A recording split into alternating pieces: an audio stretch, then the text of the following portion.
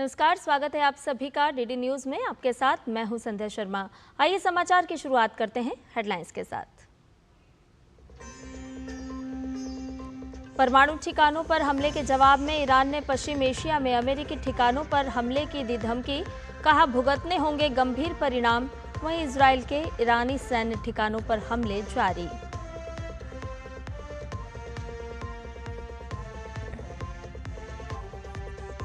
ईरानी संसद ने हॉर्मुज जलडमरू मध्य को बंद करने की दी मंजूरी। ईरान की शीर्ष सुरक्षा परिषद लेगी अंतिम निर्णय।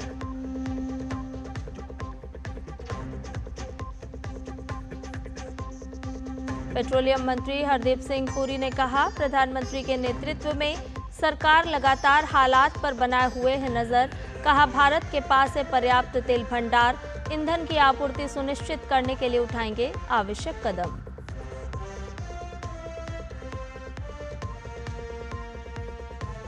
ईरान इजरायल संघर्ष से उपजे हालात पर बैठकों का दौर जारी। संयुक्त राष्ट्र सुरक्षा परिषद में हुई आपातकालीन बैठक। वहीं आईएईए भी आज करेगा इमरजेंसी मीटिंग। ईरानी विदेश मंत्री पहुंचे मॉस्को।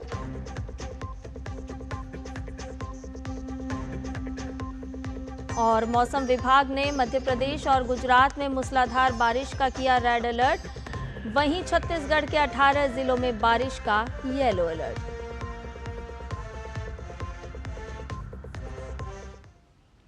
आइए सभी समाचारों को जान लेते हैं विस्तार से। ईरान इजरायल के बीच जारी संघर्ष में अमेरिका की एंट्री के बाद से अब ईरान और अमेरिका में जुबानी जंग शुरू हो गई है।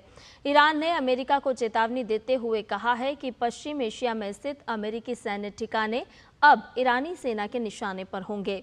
ये बयान अमेरिका की तरफ से ईरान के परमाणु ठिकानों पर किए गए बड़े हवाई हमलों के बाद सामने आया है, जिसमें अमेरिका ने तेहरान के परमाणु कार्यक्रम को नष्ट करने का दावा किया था। इन हमलों को लेकर अंतर्राष्ट्रीय समुदाय में गंभीर चिंता जताई जा रही है। विश्लेषकों का मानना है कि इस घटनाक्रम से पश्चिम एशिया में हालात और बिगड़ सकते हैं। ईरान के सर्वोच्च नेता खामेनेई ने अमेरिका को धमकी देते हुए जारी संघर्ष से दूर रहने की चेतावनी दी है। ईरान ने कहा है कि अगर अमेरिका ईरान पर हमला करता है तो अमेरिका को गंभीर परिणाम भुगतने होंगे। वहीं ईरान के राष्ट्रपति मसूद पेजेश्कियान ने भी हमलों को लेकर कहा कि अमेरिका को भी इन हमलों का करारा जवाब मिलेगा। वहीं इजरायली डिफेंस फोर्सेज ने सोशल मीडिया एक्स पर ईरान में किए गए ताज़ा हमलों के बारे में जानकारी दी है। आईडीएफ ने बताया कि खुफिया जानकारी के आधार पर करीब 20 इजरायली फाइटर जेट्स ने ईरान के करमानशाह, हमादान और तेहरान में स्थित ठिकानों पर एक साथ हमला किया। आईडीएफ के मुताबिक ये कार्रवाई ईरानी सैन्य क्षमताओं को कमजोर करने और क्षेत्र में हवाई नियंत्रण सुनिश्चित करने की रणनीति का हिस्सा है, जिससे इजरायली नागरिकों की सुरक्षा सुनिश्चित की जा सके। साथ ही बताया कि यह ऑपरेशन ईरान की आक्रामक गतिविधियों और संभावित खतरों को रोकने के उद्देश्य से अंजाम दिया गया है।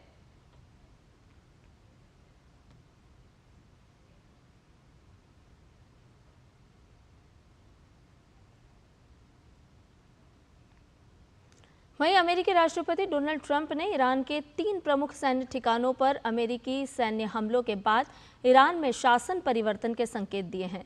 ट्रंप ने कहा कि अगर वर्तमान ईरानी शासन ईरान को फिर से महान बनाने में असमर्थ है तो सत्ता परिवर्तन क्यों नहीं होगा। इस दौरान उन्होंने अमेरिका की सेना की भी जमकर तारीफ की। ट्रंप ने social media platform truth social पर लिखा कि हालांकि सत्ता परिवर्तन शब्द का प्रयोग करना राजनीतिक रूप से सही नहीं है, लेकिन यदि वर्तमान ईरानी शासन इसे फिर से महान बनाने में असमर्थ है तो सत्ता परिवर्तन क्यों नहीं होगा। Make Iran great again. अमेरिकी उपराष्ट्रपति जेडी वेंस का कहना है कि अमेरिका ईरान के साथ युद्ध नहीं कर रहा है, बल्कि उसके परमाणु कार्यक्रम के खिलाफ युद्ध कर रहा है। वेंस ने एक टीवी साक्षात्कार में कहा कि मुझे लगता है कि हमने ईरान के कार्यक्रम को बहुत लंबे समय तक के लिए पीछे धकेल दिया है। उन्होंने कहा कि लगता है कि ईरानियों को परमाणु हथियार विकसित करने में कई साल लग जाएंगे। वेंस ने ईरान पर परमाणु कार्यक्रम के बारे में कूटनीतिक बातचीत में सद्भावना से शामिल न होने का आरोप लगाया। और कहा कि इसके कारण अमेरिकी हमले हुए। दूसरी तरफ ईरान ने अपनी रक्षा करने की बात कही है, जबकि संयुक्त राष्ट्र महासचिव एंटोनियो गुटेरेस ने कहा कि वो ईरानी परमाणु स्थलों पर अमेरिकी बमबारी से गंभीर रूप से चिंतित हैं।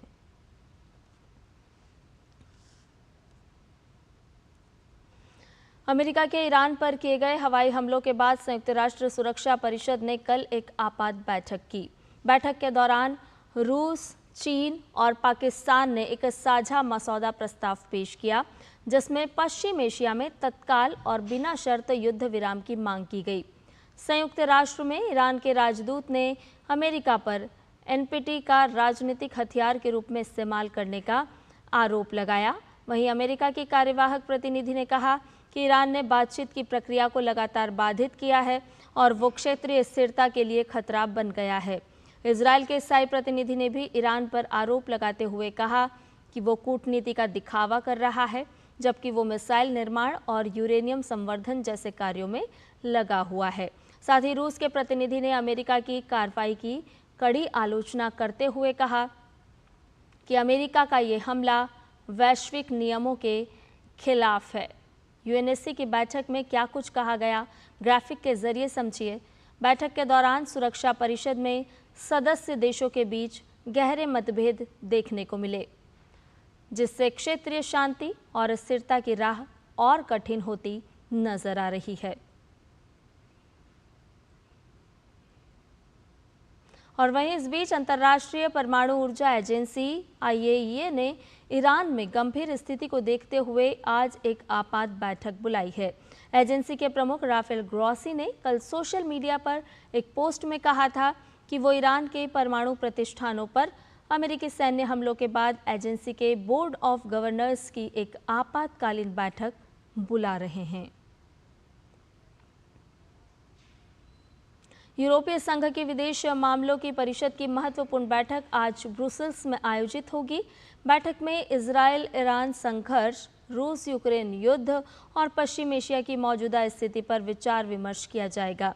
इसके अलावा परिषद चीन से संबंधित नीतियों और यूरोपीय सुरक्षा के मुद्दों पर भी चर्चा करेगी। माना जा रहा है कि मौजूदा वैश्विक हालात को देखते हुए ये बैठक अहम होगी।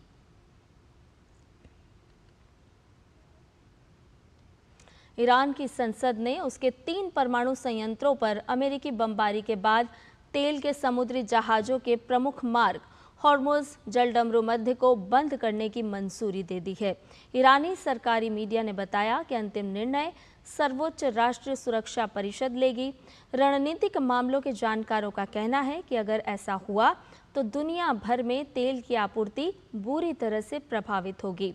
हॉर्मुज़ जलडमरू मध्य के अगर बंद होती है तो तेल की कीमतों में तेजी से इजाफा होगा और महंगाई भी बढ़ेगी।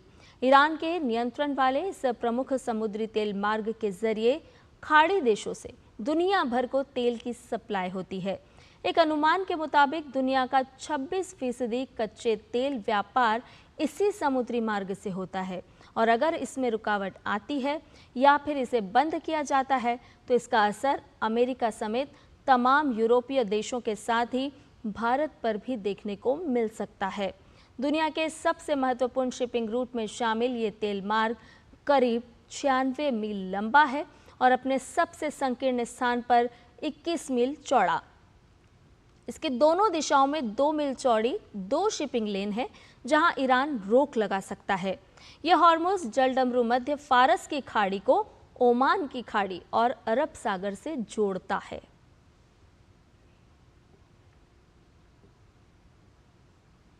अमेरिकी विदेश मंत्री मार्को रूबियो ने चीन से ईरान को हॉर्मुज़ जलडमरू मध्य बंद न करने के लिए प्रोत्साहित करने का आह्वान किया है। रूबियो ने कहा कि चीन की सरकार को इस बारे में उनसे बात करने के लिए प्रोत्साहित करता हूं, क्योंकि वो अपने तेल के लिए हॉर्मुज़ जलडमरू मध्य पर बहुत अधिक निर्भर है। यदि वो ऐसा करते हैं तो ये उनके लिए आर्थिक क्षति होगी। उन्होंने कहा कि हमारे पास इससे निपटने के लिए विकल्प हैं, लेकिन अन्य देशों को भी इस पर विचार करना चाहिए। इससे अन्य देशों की अर्थव्यवस्थाओं को हमारी तुलना में बहुत अधिक नुकसान होगा। रूबियो ने कहा कि जलडमरू मध्य को बंद करने का कदम एक बहुत बड़ा कदम होगा, जिसके लिए अमेरिका और अन्य देशों की प्रतिक्रिया की आवश्यकता होगी। वहीं इसे लेकर वॉशिंगटन में चीनी दूतावास ने तत्काल कोई टिप्पणी नहीं की है। इजरायल और ईरान के बीच बढ़ते संघर्ष के बाद कच्चे तेल का दाम जनवरी के बाद उच्चतम स्तर पर पहुंच गया है। ब्रेंट क्रूड फ्यूचर्स का दाम 2.49% की उछाल के बाद 78.93 डॉलर पर पहुंच गया।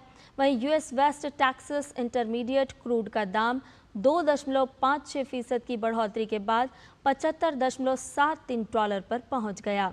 इससे पहले दोनों की कीमतों में 3% का उछाल देखने को मिला था, जिसकी वजह से भाव 81.40 डॉलर और 78.40 डॉलर पर पहुंच गया, जो पिछले 5 महीने का उच्चतम स्तर है। इस बीच भारतीय शेयर बाजार भी आज गिरावट के साथ खुले। सेंसेक्स 700 अंकों से ज्यादा गिरकर 81,649, तो वहीं निफ्टी भी 200 से ज्यादा अंकों की गिरावट के साथ 24,800 पर खुला। पश्चिम एशिया में लगातार बिगड़ती भू राजनीतिक स्थिति के बीच केंद्रीय पेट्रोलियम और प्राकृतिक गैस मंत्री हरदीप सिंह पुरी ने कहा है कि भारत की ईंधन आपूर्ति सुरक्षित है और नागरिकों को किसी तरह की चिंता करने की आवश्यकता नहीं है। हरदीप सिंह पुरी ने कहा कि प्रधानमंत्री नरेंद्र मोदी के नेतृत्व में हम बीते वर्षों में अपने आपूर्ति स्रोतों में विविधता लाए हैं। We had diversified the sources of supply. And out of the 5.5 million barrels of crude oil that India consumes daily, about 1.5 and 2 million only come through the Straits of Hormuz. We import roughly 4 million barrels through other routes, and our companies, the oil marketing companies, have enough stocks. Most of them have stocks up to 3 weeks. One of them has in fact 25 days stocks. And we are also confident that we can increase the supply of crude through other routes should the situation so warrant. We are in touch with all possible actors in this, the supply routes, etc. And I believe that there is no cause for any alarm on this score. और ज़्यादा जानकारी के साथ हमारे 2 सहयोगी संवाददाता हमारे साथ जुड़ गए हैं। अखिलेश सुमन हमारे साथ जुड़ गए हैं और साथ ही साथ हमारे साथ जुड़ गए हैं विशाल बैरिस्टो। पहले अखिलेश सुमन का रुख करते हैं। अखिलेश, हम देख रहे हैं लगातार ईरान और इजराइल के बीच जिस तरह से संघर्ष लगातार बढ़ता जा रहा है और अब ईरान की तरफ से भी प्रतिक्रिया लगातार सामने आने लगी है। ऐसे में पूरे विश्व में भी एक चिंता का दौर चल रहा है और बैठकों का सिलसिला भी जारी हो चुका है। इस वक्त के अपडेट की अगर हम बात करें तो अब क्या कुछ कदम आगे बढ़ाए जा रहे हैं? देखिए, निश्चित तौर पे इस वक्त जो प्रयास ये हो रहा है कि अमेरिका और यूरोप के देशों के बीच में कोई ऐसी बातचीत हो जिसमें कि एक बीच का रास्ता निकले। लेकिन जिस तरीके से कल यूएनएससी में जो स्थिति थी उसमें साफ साफ झलक रहा था कि रूस और चीन जो है बिल्कुल अलग रास्ता लिए हुए हैं और वे लगातार सीज फायर की मांग कर रहे हैं। तो ऐसे में देखिए, अमेरिका का एक स्टैंड ये है कि सीज फायर तभी होगा, या इजराइल भी लगातार इसी बात पे अड़ा हुआ है कि सीज फायर तभी होगा जब उनका जो टारगेट है, जब उनका उद्देश्य है, उनका उद्देश्य पूरी तरह से सफल हो जाए। और उनका उद्देश्य क्या है? उनका उद्देश्य ये है कि ईरान को वार्ता के टेबल पे लाना और ईरान से यह कहवाना कि वो परमाणु हथियार नहीं बनाएंगे। तो यह जो सारी बातचीत है, सारी कवायद है, आईएईए में भी जो बातचीत हुई है, आईएईए की जो बातचीत काफी महत्वपूर्ण है। उसके अलावा यूएनएससी की बातचीत जो हुई, यूएनएससी की बातचीत में कुछ ऐसा नहीं निकल के आया जिससे कि यह माना जाए कि कोई नतीजा निकल रहा है। रूस, चीन और पाकिस्तान ने एक रिजोल्यूशन पेश किया सीज फायर के लिए और वो सीज फायर रिजोल्यूशन का विरोध हुआ, कोई नतीजा नहीं निकल पाया। अमेरिका और अन्य जो देश है परमानेंट, ब्रिटेन है, फ्रांस है, उन तीनों की तरफ से विरोध हुआ। तो निश्चित तौर पे कह सकते हैं यूएनएससी से कोई अपेक्षा इस समय करना मुश्किल है, क्योंकि यूएनएससी में जो सारे सदस्य हैं, 5 जो सदस्य हैं, उनके पास अपना अपना वीटो पावर है और वो अपने अपने एजेंडा पर बहुत ही स्टिक रहते हैं। फॉर्मल बातचीत होती है, 15 सदस्य, 10 जो अस्थायी सदस्य हैं उनके बीच में साथ मौजूदगी में सारी फॉर्मल बात होती है। इनफॉर्मल बातचीत P5 के बीच में होने की कोई संभावना नहीं दिखती कि वो बैठ के अलग से भी बैठ के पांचों बैठ के कोई नतीजा निकाले कि हाँ ये पक्ष में है, दुनिया के फेवर में है। तो इस तरह के इनफॉर्मल टॉक भी नहीं होते जिससे कि वो नतीजा निकले। तो निश्चित तौर पे ये जो पूरा अपडेट अभी इसी रूप में जा रहा है कि अभी ईरान हार्मुज स्ट्रेट अगर बंद करता है तो उसके क्या तैयारियां हो सकती है।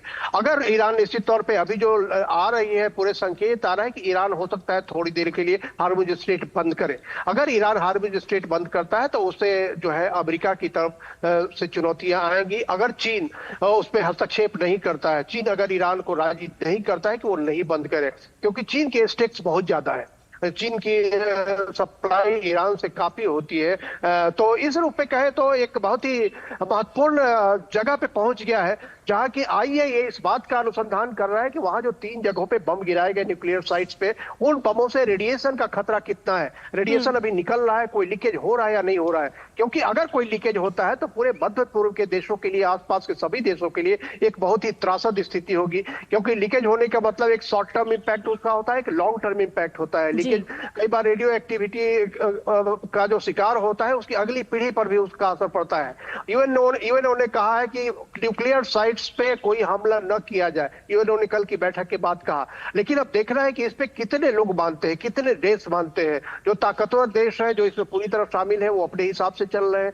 जो ईरान है, ईरान और इजराइल जो है अपने अपने तरीके से चल रहे हैं। तो बीच का कोई रास्ता निकलता नहीं आ रहा है, और सारे राजनयिक प्रयास अगर कहें तो इसी रूप में हो रहे हैं कि किसी तरीके से बीच का रास्ता निकाला जाए। आपको याद होगा कि ईरान के राष्ट्रपति ने प्रधानमंत्री नरेंद्र मोदी को भी फोन किया था, वो भी चाह रहे हैं कि कोई बीच का रास्ता निकाला। प्रधानमंत्री नरेंद्र मोदी ने कहा कि डिप्लोमेसी और डायलॉग के माध्यम से इस मसले का हल करें। तो डायलॉग और डिप्लोमेसी का मतलब यही है कि आपके सामने जो वस्तु स्थिति है, उस वस्तु स्थिति को समझिए, ये वस्तु स्थिति है, और जो परमाणु हथियार का मसला है, उस परमाणु हथियार के मसले पे खुलकर बात कीजिए, क्योंकि अब समय खुलकर बात करने का है। क्योंकि यह न सिर्फ 2 व्यक्तियों के बीच की बात है, खामनेई और नेतन्याहू के बीच की, बल्कि 2 देशों की जनता इसमें शामिल है। ईरान पे जो हमले हो रहे हैं, इसलिए ईरान की आम जनता उसमें परेशान हो रही है। इजराइल पे जो हमले हो रहे हैं, इजराइल की जनता परेशान है। और उसके बाद पूरी दुनिया में एक अस्थिरता का माहौल है, इकोनॉमिक स्थिति दुनिया की बाधित हो सकती है, खराब हो सकती है। तो इस सारी चीजों पर राजनयिक लोग एक दूसरे के काफी संपर्क में है और काफी तेज गतिविधियां चल रही है। लेकिन देखना यह है कि कहां जाकर ये बात अटकती है, क्योंकि ईरान के पास एक फेस सेविंग फार्मूला चाहिए, वो फेस सेविंग फार्मूला की तलाश की जा रही है। बिल्कुल, विशाल भी हमारे साथ बने हुए हैं। विशाल, आपसे जानना चाहेंगे कि परमाणु हथियार से शुरू हुई ये लड़ाई और जलमार्ग से अब तेल की तरफ मुड़ रही है ये लड़ाई, इसको किस तरह से आप देखते हैं? क्योंकि हॉर्मुज जल डमरू मध्य पर जिस तरह से अब बंद करने की बात आ रही है, ईरानी संसद ने तो इस पर सहमति जता दी है। अगर ये मार्ग बंद हो जाता है तो कौन कौन से देश होंगे जिन पर संकट गहराएगा? देखिए संध्या, एक अंग्रेजी में कोट है, situation is critical but under control.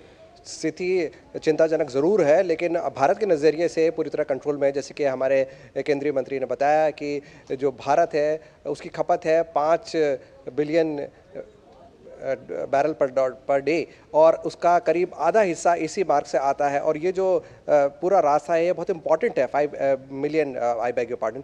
तो ये पूरा जो रास्ता है बहुत इंपॉर्टेंट है, क्योंकि ये ना सिर्फ अरेबियन पेनिनसुला को बल्कि इंडियन ओशन को भी जोड़ता है। अब बात यह है कि भारत इस पूरी स्थिति में किस तरह से अपने आप को देखता है। तो भारत ने अपने अल्टरनेटिव सोर्सेज पहले से ही तलाश रखे थे जब यूक्रेन और रशिया की लड़ाई शुरू हुई थी। तो रशिया जो है वो इस रास्ते का इस्तेमाल नहीं करता है। रशिया सुएज कैनाल का इस्तेमाल करता है, केप ऑफ गुड होप जो आपको अफ्रीका के नीचे से लेकर आता है, तो वो ज़रिया इस्तेमाल करता है अफ्रीका। और भारत जो है, जो गैस जो भारत की आती है वो ओमान से आती है, और ओमान इस रास्ते का इस्तेमाल नहीं करता है। बावजूद इसके ये जो पूरा रास्ता है पूरी दुनिया के लिए ऑयल और नेचुरल गैस का एक 1/5 हिस्सा जो है वो इसी रास्ते से होकर गुजरता है। तो अगर ये रास्ता बंद होता है तो एक बहुत बड़ी मुसीबत आ जाएगी, और उसमें तेल के जो दाम है वो उसमें ज़बरदस्त उछाल आएगा।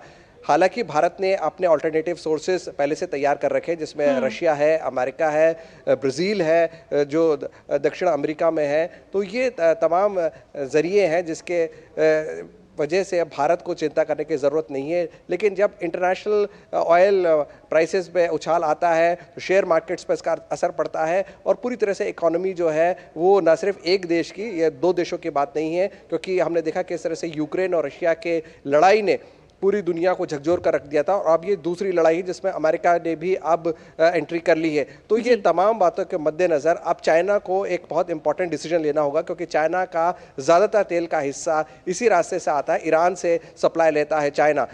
हालांकि अमेरिका ने सैंक्शंस लगा रखे, अमेरिका ने ईरान के सप्लाईज पर, बावजूद इसके चाइना ईरान से इंपोर्ट करता है ऑयल, और उसका ज़्यादातर जो ऑयल इंपोर्ट है वो ईरान से होता है और इसी रास्ते से होता है। जैसे कि आपने सुना, मार्को रूबियो ने ऑलरेडी बात की है चाइना से कि भाई आप इस मामले में इंटरवीन करें। ऐसा लगता है कि अमेरिका भी थोड़ा सा इसमें घबराया हुआ है, क्योंकि अगर पूरा इकोनॉमी, ग्लोबल इकोनॉमी इम्पैक्ट होती है तो उसका असर अमेरिका के शेयर मार्केट्स पे भी पड़ेगा, अमेरिकन इकोनॉमी पे भी पड़ेगा। लेकिन चाइना ने अभी तक इस पे कुछ भी रिएक्ट नहीं किया है। चाइनीज एम्बेसी ने कोई जवाब नहीं दिया मार्को रूबियो की रिक्वेस्ट के ऊपर।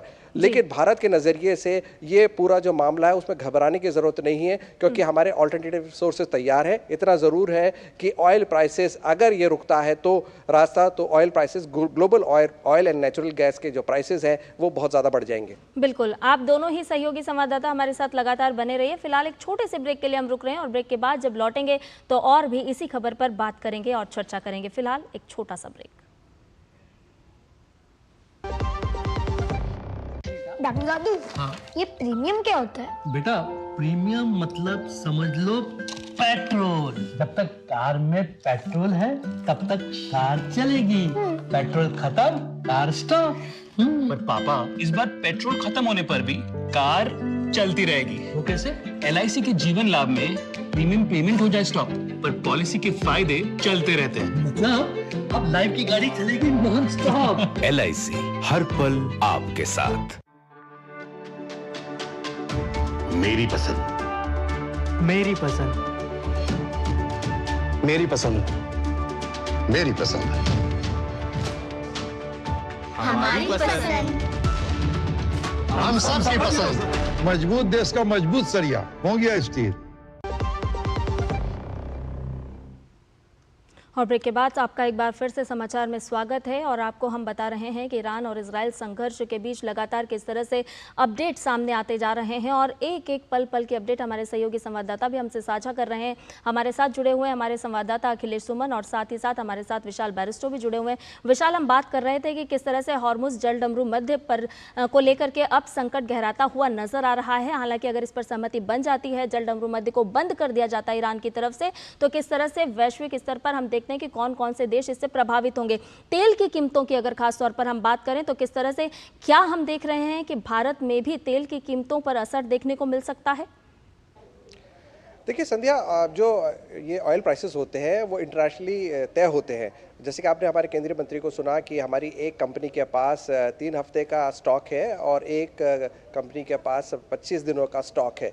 हम जो है अपना तेल बाहर से आयात करते हैं, लेकिन अगर इंटरनेशनल प्राइसेस अफेक्ट होते हैं तो जाहिर सी बात है उसका असर भारत पे भी पड़ेगा। प्राइसेस की जब हम बात करें, हम सप्लाईज की बात नहीं कर रहे हैं, हम प्राइसेस की बात कर रहे हैं। प्राइसेस की अगर हम बात करेंगे तो अगर ये रुकता है रास्ता तो ये एक बहुत बड़ा संकट पैदा हो जाएगा, और इसमें सभी देश इसमें अफेक्ट होंगे। सप्लाईज की अगर हम बात करें तो सप्लाईज के लिए भारत ने अपने ऑल्टरनेटिव सोर्सेज पहले से ही तलाशे हुए हैं, और उस पर मोदी सरकार ने पहले से ही काम कर लिया था। तो हमें सप्लाईज की जब हम बात करते हैं तो उसकी चिंता नहीं है, लेकिन ऑयल प्राइसेस ज़रूर बढ़ सकते हैं, क्योंकि ईरान इराक का एक लंबा लड़ाई चली, तब भी ये रास्ता बंद नहीं किया था ईरान ने। लेकिन अब खमनेई पे सबकी निगाहें हैं, और चीन किस तरह से खमनेई को मनाता है। और अगर हम देख रहे हैं कि अमेरिका के मार्को रूबियो कह रहे हैं चाइना से कि आप उनको समझाइए, तो कहीं ना कहीं लगता है कि अमेरिका भी इस बात से बाखबर है कि वो ये पूरा जो लड़ाई शुरू हुई है इसका क्या असर पड़ सकता है।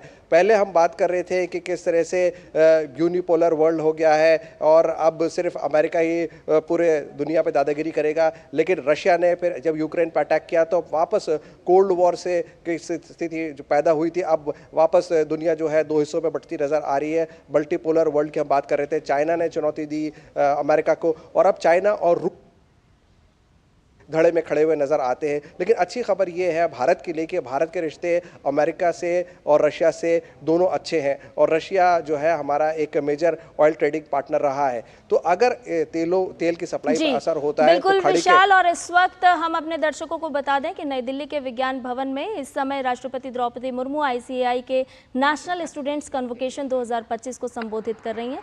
आइए उनको सुन लेते हैं। Ladies and gentlemen, the practice of accounting has a long history in India.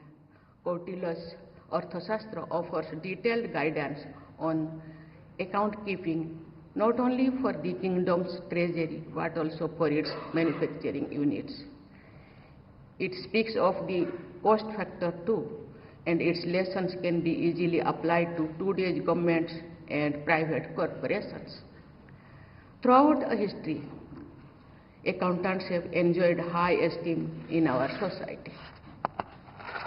The reason for that, I believe, is that accounting and accountability are deeply connected. We value accountability, therefore we attach special significance in accounting. In modern times, this rich legacy is carried forward by, among others, the Institute of Cost Accountants of India.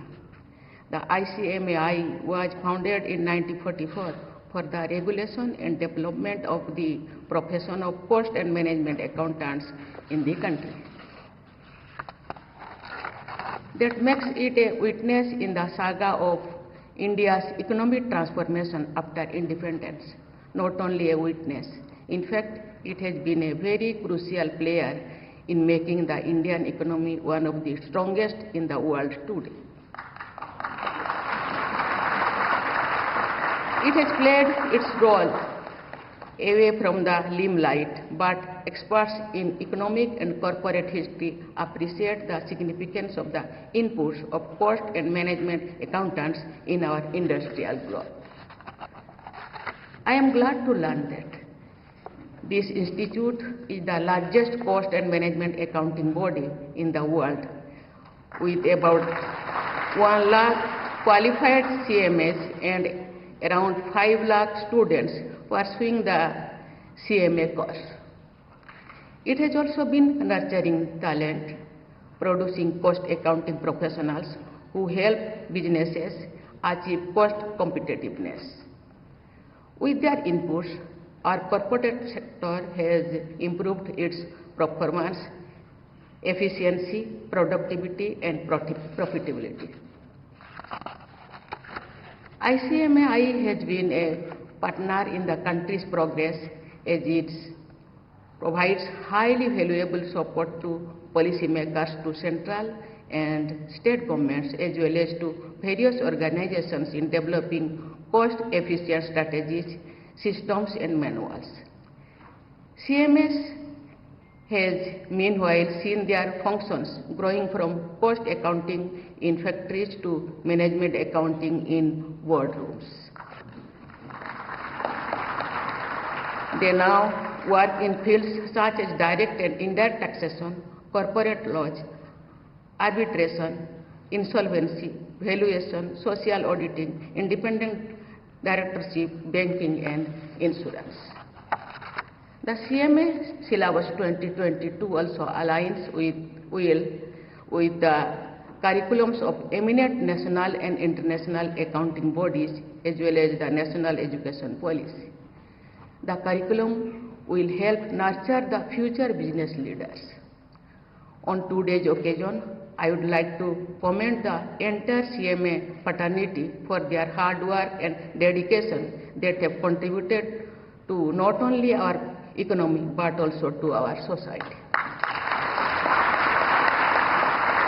The achievements of the Institute and its members are a matter of great pride for our nation. Dear students, today is a memorable day in your life as you have crossed a milestone. You have learned the skills of cost and management accounting, and now you are ready to start your career. At this juncture, it would not be out of place if I offer a few words of advice to you. I am thinking here of Mahatma Gandhi, the court case that brought him to South Africa centered on bookkeeping matters. Though he did not know any accounting then, he bought a book, studied hard, and soon mastered the basics of accounting. In South Africa and later in India, he took scrupulous care to ensure efficient use of funds of public bodies he was associated with. In his autobiography, he wrote, "Carefully kept accounts are a sine qua non for any organization. Without them, it falls into disrepute. Without properly kept accountants, it is impossible to maintain truth in its pristine purity." Gandhiji obviously held your profession in high esteem. He knew that accounting and accountability are deeply connected. For him, cost efficiency was a way of life. It is not about saving money, but about saving invaluable and often irreplaceable resources. The world is facing the crisis of climate change. Sustainability is no longer a slogan, it has become a necessity. That time is over when corporate organizations work solely with the profit motive. Now they have to keep the environmental cost in mind. And this is where you, with your skills, can bring about a great change in the future of the planet. As you stand at the threshold of your professional journey, keep in mind that your responsibilities extend far beyond financial accounting. As cost accountants, you are uniquely positioned to contribute to India's transformation into a Viksit Bharat by 2047. I am confident that the education imparted by this institute will enable you to become not only successful professionals, but also nation builders. May you all lead your integrity, inspire with your work, and make India proud.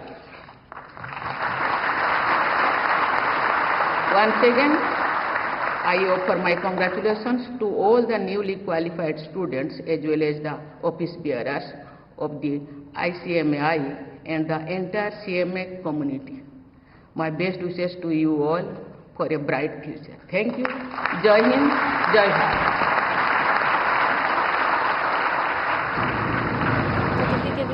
से अभी आप सुन रहे थे राष्ट्रपति द्रौपदी मुर्मू को, जो कि ICAI के नेशनल स्टूडेंट्स कन्वोकेशन 2025 समारोह को संबोधित कर रही थी। साफ तौर पर वो कह रही थी कि आज का दिन आप सभी के लिए बेहद ही यादगार और सुनहरा है। साथ ही साथ उन्होंने बताया कि किस तरह से अकाउंट के साथ साथ अकाउंटेबिलिटी को भी आपको साथ लेकर के चलना है। उन्होंने बताया कि किस तरह से आप देश की अखंडता को बनाए रखने के लिए लगातार कार्यरत रह सकते हैं। कई सारे मूल मंत्र भी राष्ट्रपति द्रौपदी मुर्मू ने अपने संबोधन में कहे। और इसके साथ ही फिलहाल रुकने एक छोटे से ब्रेक के लिए जल्द हाजिर होंगे।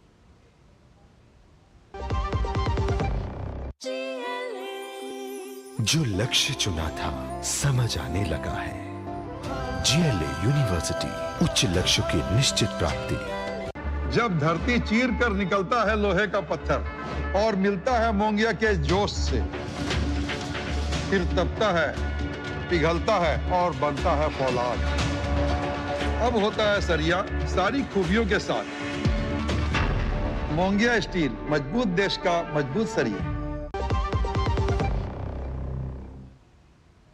और ब्रेक के बाद समाचार में आपका एक बार फिर से स्वागत है। आइए अब बात करते हैं ऑपरेशन सिंधु की।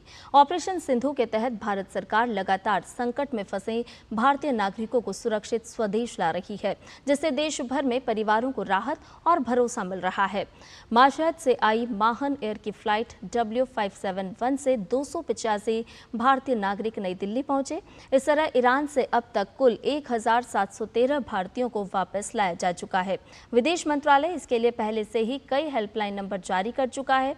इनमें एक टोल फ्री नंबर 1800118797 और इसके साथ ही 3 लैंडलाइन नंबर 1123012113, साथ ही साथ 91 के साथ 1123014104 और 23017905 शामिल हैं। एक समर्पित व्हाट्सएप नंबर 9968291988 भी उपलब्ध कराया गया है और इसके साथ ही ईमेल संपर्क भी situationroom@mea.gov.in भी जारी किया गया है। केंद्रीय गृह मंत्री अमित शाह छत्तीसगढ़ की राजधानी रायपुर के दौरे पर हैं। इस दौरे को नक्सल प्रभावित इलाकों में चल रहे अभियान की दृष्टि से बेहद अहम माना जा रहा है। गृह मंत्री अमित शाह रायपुर में सुरक्षा बलों के जवानों से मुलाकात करेंगे। इस दौरान वो बस्तर क्षेत्र में चल रहे नक्सल विरोधी अभियान की अब तक की प्रगति और हालिया सफलताओं की भी समीक्षा करेंगे। सूत्रों के मुताबिक अमित शाह नक्सल उन्मूलन को लेकर सुरक्षा एजेंसियों के शीर्ष अधिकारियों के साथ रणनीतिक चर्चा भी करेंगे ताकि 2026 तक बस्तर को पूरी तरह नक्सल मुक्त बनाने के लक्ष्य को समय से पहले हासिल किया जा सके।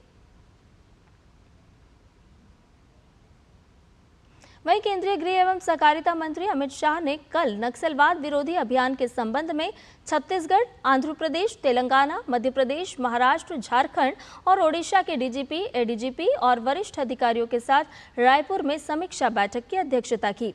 केंद्रीय गृह मंत्री ने पिछले 1.5 साल में केंद्र सरकार के साथ मिलकर राज्य सरकारों ने इस अभियान को तेज गति से और सफलतापूर्वक चलाया है। अमित शाह ने आगे कहा कि छत्तीसगढ़ के मुख्यमंत्री और उनके सहयोगियों ने नक्सल विरोधी अभियानों को न सिर्फ धार दी है बल्कि समय समय पर इस अभियान का मार्गदर्शन भी किया है। साथ ही सुरक्षा बलों का हौसला भी बढ़ाया और संपूर्णता के साथ इस लड़ाई में बहुत बड़ा योगदान भी दिया है। उन्होंने कहा कि जिस तरह से हमारे सुरक्षा बलों ने पराक्रम दिखाया है और सूचना एजेंसियों ने सटीक रणनीति बनाई है, उसके आधार पर हम इस लक्ष्य को अवश्य प्राप्त कर लेंगे। उन्होंने आगे कहा कि हर वर्ष बारिश के मौसम में आराम करने वाले नक्सली इस बरसात में चैन की नींद नहीं सो पाएंगे क्योंकि हमारे सुरक्षा बलों का ऑपरेशन जारी रहेगा। केंद्रीय गृह मंत्री ने नक्सलवाद के रास्ते पर भटक कर गए सभी युवाओं से हथियार डालकर राज्य सरकार की आत्मसमर्पण नीति का लाभ उठाने की अपील भी की। उन्होंने युवाओं से अपील करते हुए कहा कि उन्हें विकास यात्रा में जुड़ने का इससे अच्छा मौका नहीं मिलेगा। छत्तीसगढ़ के बस्तर अंचल में नक्सलवाद के खात्मे के लिए सुरक्षा बलों ने मोर्चा और भी तेज कर दिया है। इस निर्णायक अभियान को ऑपरेशन मॉनसून नाम दिया गया है। इसके तहत अब बारिश के मौसम में भी सघन सर्च ऑपरेशन और सैन्य कार्रवाई बिना रुके जारी रहेगी। इस ऑपरेशन का साफ संदेश है, अब नक्सलियों के लिए कोई भी मौसम सुरक्षित नहीं। राज्य और केंद्र की संयुक्त सुरक्षा एजेंसियों ने साल 2026 तक बस्तर को पूरी तरह नक्सल मुक्त करने का लक्ष्य तय किया है। तो देखिए बस्तर के सबसे संवेदनशील और नक्सल प्रभावित इलाकों से डीडी न्यूज के वरिष्ठ संवाददाता सोमेश पटेल की ये एक्सक्लूसिव ग्राउंड रिपोर्ट। बस्तर में सुरक्षा बलों ने नक्सलियों का खात्मा करने के लिए अभियान छेड़ रखा है और इस वक्त सुरक्षा बल के जवान नक्सलियों के कोर इलाकों में घुसकर लगातार सर्चिंग कर रहे हैं। आप तस्वीर देख सकते हैं। छत्तीसगढ़ में नक्सलवाद को खात्मे के लिए साल 2026 तक लक्ष्य रखा गया है। इसके तहत सुरक्षा बलों की लगातार कार्यवाही जारी है और केंद्रीय गृह मंत्री अमित शाह ने भी कहा था कि 2026 तक नक्सलवाद का खात्मा किया जाएगा और जिसके बाद छत्तीसगढ़ के बस्तर में सुरक्षा बल के जवान ऑपरेशन मानसून चलाया जा रहा है और ऑपरेशन मानसून बस्तर के नक्सलियों के सिर्फ एक चुनौती नहीं, उनका आखिरी इम्तिहान साबित हो सकता है। बरसों तक जिन जंगलों में सिर्फ बंदूकों की आवाज गूंजती थी, लेकिन अब उन इलाकों में बंदूकों की आवाज नहीं बल्कि विकास की आवाज गूंज रही है। पिछले 15 महीनों में अगर मैं बात करूं तो सुरक्षा बलों ने कई ऑपरेशन किए हैं जिसमें सुरक्षा बलों को बड़ी सफलता मिली है और केंद्रीय गृह मंत्री अमित शाह ने यह भी कहा है कि नक्सली आत्मसमर्पण करें, केंद्र सरकार की योजना का लाभ लें। अपने कैमरा सहयोगी मनोज के साथ सोमेश पटेल, डीडी न्यूज, बस्तर। खबरों में बढ़ते हैं आगे। केंद्रीय मंत्री हरदीप सिंह पुरी आयरलैंड के दौरे पर हैं। आयरलैंड के कॉर्क पहुंचने पर उनका स्वागत आयरलैंड में भारत के राजदूत अखिलेश मिश्रा ने किया। आज हरदीप सिंह पुरी कनिष्क त्रासदी की 40वीं बरसी पर कॉर्क में 329 पीड़ितों को श्रद्धांजलि देंगे। अपने सोशल मीडिया हैंडल एक्स में हरदीप सिंह पुरी ने लिखा है कि सोमवार यानी 23 जून 2025 को मैं एक भारतीय प्रतिनिधिमंडल का नेतृत्व करूंगा जिसमें पंजाब के वरिष्ठ नेता तरुण चुग, विभिन्न राज्यों राज्यों के विधायक अरविंदर लवली, बलदेव सिंह औलख, गुरवीर सिंह और त्रिलोक सिंह चीमा शामिल होंगे।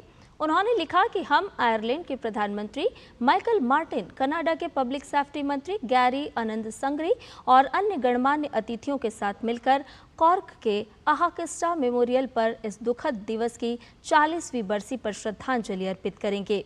ये गहन स्मृति और एकता का क्षण होगा।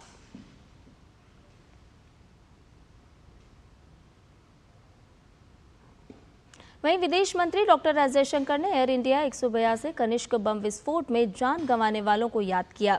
उन्होंने सोशल मीडिया प्लेटफॉर्म एक्स पर लिखा, एयर इंडिया 182 कनिष्क बम विस्फोट की 40वीं बरसी पर हम आतंकवाद के सबसे बुरे हमलों में से एक में गई 329 जिंदगियों की स्मृति का सम्मान करते हैं।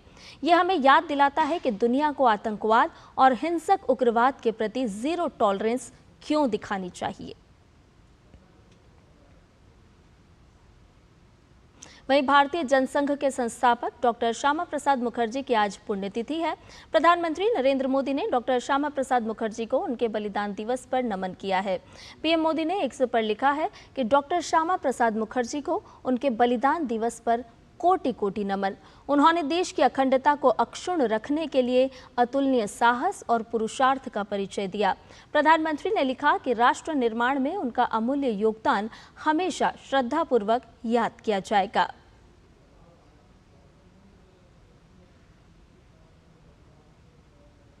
इसी कड़ी में केंद्रीय गृह मंत्री अमित शाह ने डॉक्टर श्यामा प्रसाद मुखर्जी के बलिदान दिवस पर उन्हें नमन करते हुए सोशल मीडिया प्लेटफॉर्म एक्स पर लिखा है कि देश की एकता, अखंडता और सांस्कृतिक राष्ट्रवाद के पुरोधा डॉक्टर श्यामा प्रसाद मुखर्जी जी के बलिदान दिवस पर उन्हें श्रद्धापूर्वक नमन। डॉक्टर मुखर्जी जी राष्ट्रीय एकता के सच्चे सूत्रधार थे। उन्होंने पश्चिम बंगाल और जम्मू कश्मीर में विभाजनकारी तत्वों से कभी समझौता नहीं किया और सत्ता को तिलांजलि देकर नेहरू मंत्रिमंडल से इस्तीफा दे दिया। डॉक्टर मुखर्जी जी ने जनसंघ की स्थापना से देश को राष्ट्रहित सर्वोपरि रखने वाला राजनीतिक विकल्प दिया और जम्मू कश्मीर को भारत का अभिन्न अंग बनाए रखने के लिए अपने प्राण तक न्यौछावर कर दिए। मातृभूमि के ऐसे सच्चे उपासक श्रद्धेय डॉक्टर श्यामा प्रसाद मुखर्जी जी का जीवन असंख्य भारतीयों को युगों युगों तक मार्गदर्शन प्रदान करता रहेगा। वहीं केंद्रीय मंत्री और भाजपा के राष्ट्रीय अध्यक्ष जेपी नड्डा ने भाजपा मुख्यालय में डॉक्टर श्यामा प्रसाद मुखर्जी की पुण्यतिथि पर उन्हें पुष्पांजलि अर्पित की। इस दौरान जेपी नड्डा ने कहा कि पश्चिम बंगाल, पंजाब और असम को भारत का अहम हिस्सा बनाने में डॉक्टर श्यामा प्रसाद मुखर्जी का सबसे बड़ा योगदान रहा है। वैचारिक मतभेदों और जवाहरलाल नेहरू की तुष्टीकरण की नीति के कारण श्यामा प्रसाद मुखर्जी ने उनके मंत्रिमंडल से इस्तीफा दे दिया था। भारतीय जनता पार्टी के कार्यकर्ताओं द्वारा डॉक्टर श्यामा प्रसाद मुखर्जी जी के 72वें पुण्यतिथि पर सभी जगह हमारे लाखों कार्यकर्ता डॉक्टर श्यामा प्रसाद मुखर्जी की याद में आज कार्यक्रम कर रहे हैं। हम जानते हैं कि डॉक्टर श्यामा प्रसाद मुखर्जी, जिनका जन्म बंगाल में हुआ और जिनका बहुत बड़ा योगदान आज़ादी में और वर्तमान में जो हम पश्चिम बंगाल देख रहे हैं, जो हम पंजाब देख रहे हैं और जो हम आसाम देख रहे हैं, इसको जो हम भारत का हिस्से के रूप में देख रहे हैं, उसमें डॉक्टर श्यामा प्रसाद मुखर्जी जी का बहुत बड़ा योगदान है। उत्तर प्रदेश के मुख्यमंत्री योगी आदित्यनाथ ने लखनऊ में अन्य भाजपा नेताओं के साथ डॉक्टर श्यामा प्रसाद मुखर्जी को श्रद्धांजलि अर्पित की। इस दौरान सीएम योगी ने कहा कि डॉक्टर श्यामा प्रसाद मुखर्जी ने अखंड भारत के लिए बलिदान दिया था। उन्होंने देश को अपने विजनरी नेतृत्व में लाभान्वित करके देश की औद्योगिक नीति तय करने में बड़ी भूमिका निभाई थी। डॉक्टर श्यामा प्रसाद मुखर्जी जी ने अखंड भारत के लिए अपना बलिदान दिया था। स्वतंत्र भारत में कैबिनेट मंत्री के रूप में उन्होंने देश को अपने विजनरी नेतृत्व से लाभान्वित करके देश की औद्योगिक नीति को तय करने में बड़ी भूमिका का निर्वहन किया था। और अब बात कर लेते हैं मोदी सरकार के 11 साल पूरे होने पर सरकार की उपलब्धियों की।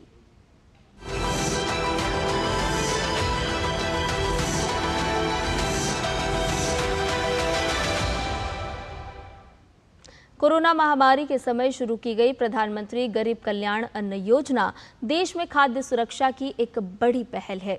इस योजना के तहत देश भर में लाभार्थियों को प्रतिमाह मुफ्त 5 किलो अनाज उपलब्ध कराया जा रहा है। इसके लाभार्थियों की संख्या 81 करोड़ पहुंच गई है। सरकार ने इस योजना का 2028 तक के लिए बढ़ा दिया है। ये योजना देश में खाद्यान्न सुरक्षा के लिए एक बड़ी पहल है। तो देखिए हमारी ये खास रिपोर्ट।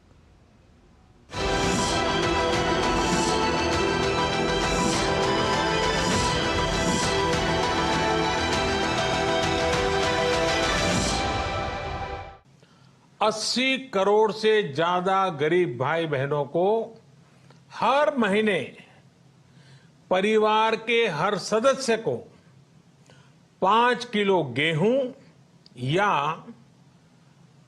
5 किलो चावल मुफ्त मुहैया कराया जाएगा। 26 मार्च 2020 में कोरोना प्रकोप के बीच प्रधानमंत्री नरेंद्र मोदी ने प्रधानमंत्री गरीब कल्याण अन्न योजना की शुरुआत की। इसका मकसद देश के गरीब और प्रवासी परिवारों को हर महीने 5 किलो मुफ्त राशन उपलब्ध कराना है। प्रधानमंत्री गरीब कल्याण अन्न योजना की शुरुआत देश में कोविड-19 के कारण उत्पन्न आर्थिक व्यवधानों के कारण गरीबों और जरूरतमंदों को होने वाली कठिनाइयों को कम करने के उद्देश्य से शुरू की गई थी।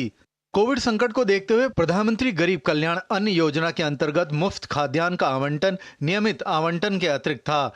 प्रधानमंत्री गरीब कल्याण अन्न योजना के पहले चरण से 7वें चरण तक 28 महीनों के लिए लगभग 1118 लाख मैट्रिक टन खाद्यान्न आवंटित किया गया, जिसकी कुल लागत लगभग 3.91 लाख करोड़ रुपए है।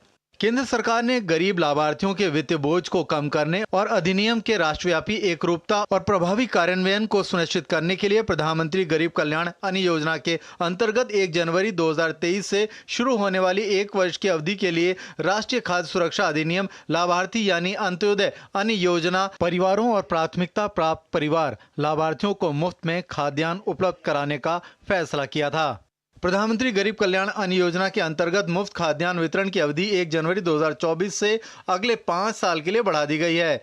एक राष्ट्र एक राशन कार्ड के अंतर्गत जो राशन कार्ड की पोर्टेबिलिटी की एक सफल पहल है, कोई भी लाभार्थी देश भर में किसी भी एफपीएस से खाद्यान्न प्राप्त कर सकता है। अब पूरे भारत के लिए एक राशन कार्ड की व्यवस्था भी हो रही है, यानी एक राष्ट्र एक ration card, one nation one ration card. इसका सबसे बड़ा लाभ उन गरीब साथियों को मिलेगा जो रोजगार या दूसरी आवश्यकताओं के लिए अपना गांव छोड़ करके कहीं और जाते हैं, किसी और राज्य में जाते हैं। हमें 5 किलो हर महीने राशन मिलता है, काफ़ी हमारी हेल्प और मदद हो जाती है, बहुत बड़ी सहायता है। हमको 5 किलो राशन मिलता है, हम जिला झांसी से हैं, हमको आर्थिक मदद मिलती है, इससे कोई दिक्कत परेशानी नहीं है। कोरोना टाइम से हमें 5 किलो राशन मिल रहा है, उससे काफ़ी मदद हो जाती है हम लोगों को और काफ़ी प्रॉब्लम सॉल्यूशन हो जाती है हम लोगों की। खाने पीने के लिए काफ़ी सहूलियत मिल जाती है, कहीं और जाना भटकना नहीं पड़ता हमें। तो परिवार वालों को भी काफ़ी समस्या का समाधान जो करना पड़ रहा था वो सॉल्यूशन हो जाता है उसके लिए भी। अब डिजिटल प्रमाणीकरण ई-केवाईसी से सार्वजनिक वितरण प्रणाली में लीकेज रुका है और भ्रष्टाचार में काफी कमी आई है। करीब 5.8 करोड़ नकली या डुप्लीकेट राशन कार्ड रद्द हुए हैं, जिससे व्यवस्था और मजबूत हुई है। साथ ही पात्र हितग्राहियों तक योजना का लाभ पहुंचा है। योजना के तहत अप्रैल 2020 से मार्च 2025 तक 2131 लाख मैट्रिक टन अनाज का वितरण किया गया है, जिसके लाभार्थी का आंकड़ा 81 करोड़ पहुंच गया है। यह योजना दुनिया की सबसे बड़ी खाद्य सुरक्षा योजना है। इस योजना के माध्यम से 80 करोड़ से ज्यादा लोगों को हर महीने 5 किलो मुफ्त खाद्यान्न उपलब्ध कराया जा रहा है। इस योजना ने एक ओर जहां बड़ी संख्या में लोगों की खाद्य सुरक्षा पुख्ता की है, वहीं दूसरी ओर कुपोषण की समस्या को भी काफ़ी हद तक कम करने का काम किया है। कैमरामैन कुमार दत्ता के साथ Ajit Dwivedi, DD news, Delhi.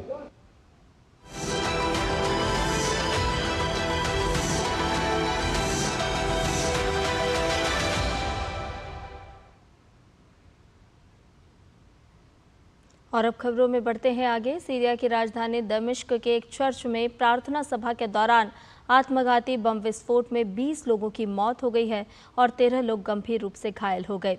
Syria के गृह मंत्रालय ने पुष्टि की है कि इस आत्मघाती हमले को आतंकी संगठन ISIS से जुड़े हमलावर ने अंजाम दिया है। मंत्रालय के मुताबिक हमलावर पहले चर्च में घुसा, फिर भीड़ पर अंधाधुंध फायरिंग की और उसके बाद खुद को विस्फोटक जैकेट से उड़ा लिया।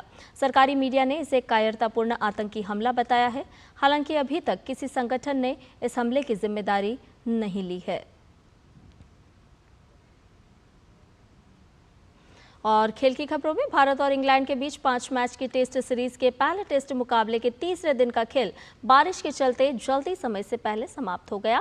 खेल खत्म होने पर भारत ने दूसरी पारी में 2 विकेट खोकर 90 रन बना लिए। इस तरह भारत की कुल बढ़त 96 रन की हो गई है।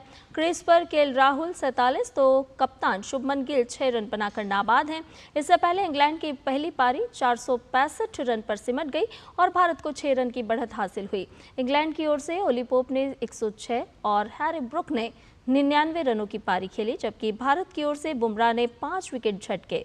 बुमराह ने विदेशी धरती पर 12 बार 5 विकेट लेने के कपिल देव के रिकॉर्ड की बराबरी भी कर ली है। थाईलैंड में आयोजित हुई एशियन पैरा बैडमिंटन चैंपियनशिप में भारत ने अपना अब तक का सर्वश्रेष्ठ प्रदर्शन करते हुए कुल 27 पदक अपने नाम किए, जिसमें 4 स्वर्ण रहे। स्वर्ण के अलावा भारत ने 13 कांस्य और 10 रजत पदक भी जीतने में सफलता हासिल की। भारत की ओर से पदक जीतने में Paris Paralympic gold medalist Nitish Kumar, Paris Paralympic रजत पदक विजेता थुलासेमथी मुरुगेसन और पेरिस पैरालंपिक की कांस्य पदक विजेता मनीषा रामदास शामिल रहीं। ये चैंपियनशिप थाईलैंड में 17 जून से शुरू हुई थी और 22 जून यानी रविवार को खत्म हुई। भारतीय दल का दमखम युगल मुकाबलों में भी देखने को मिला और टीम ने इस वर्ग के सभी 3 पदक अपने नाम किए। भारत ने बीजिंग चीन में आयोजित विश्व पैरा पावरलिफ्टिंग विश्व कप 2025 के उद्घाटन के दिन 4 पदक, 1 स्वर्ण, 1 रजत और 2 कांस्य जीतकर अपने अंतर्राष्ट्रीय अभियान की मजबूत शुरुआत की। गुलफाम अहमद ने पुरुषों की एलिट 59 किलोग्राम श्रेणी में कांस्य पदक के साथ भारत का खाता खोला।